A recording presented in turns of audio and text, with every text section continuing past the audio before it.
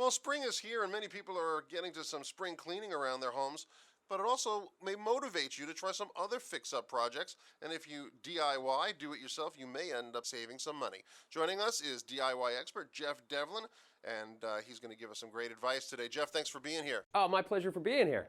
Well, Jeff, why is it that the spring cleaning makes such a good time to tackle some DIY projects?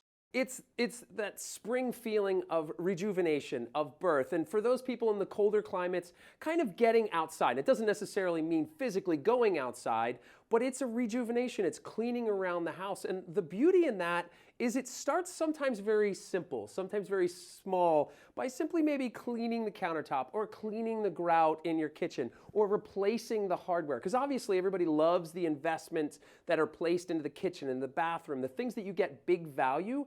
And sometimes those little projects that maybe replacing the hardware can turn into a big return. Maybe it's financially, but it's also sometimes emotionally, mentally, to have that change in your house. That's why we clean under the bed. All right, so tell us about some of your ideas for a spring DIY project. I am a history buff. I love the old, and being a carpenter, wood is my go-to every single time. And the natural warmth of barn wood is unmatched. And you can add it to your house in an old home or a modern home. It works with many different designs. It doesn't have to just go on the floor. It could go on the ceiling. It could be an accent wall. It could be furniture. It could be a countertop. I mean, heck, you can even go as far as this is old lath from my house that was pulled out when a wall was removed. The nice thing about this is I didn't pay any money for it, and I can use it as an architectural interest in the house.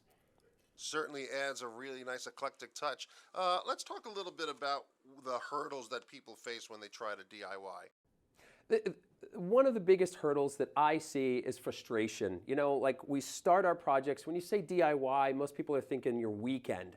And you don't want to spend the entire weekend doing all of these crazy renovations that are over your head. I don't want to say start small, but start on maybe a smaller scale. Start with, your plumbing. The plumbing can be a big expense in your house. And if you wait too long, then that price just keeps going up and up and up. Say, for instance, the shower drain or the sink drain. That backing up constantly, and you'll notice in spring when you start to clean that line of dirt in your shower, you don't have to wait that long. You don't have to be dealing with that. And simply something like Roto-Rooter's Gel Clog Remover, you can place it in the drain. And I'm talking just pour it in the drain. Let the product do the work for you so you don't have to. You don't have to break out the snake. You don't have to call a professional. It saves you money. You can pick it up in the grocery store, the big box store.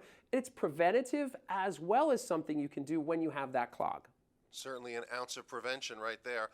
Let's talk a little bit about what we can look forward to on season 2 of Stonehouse Revival.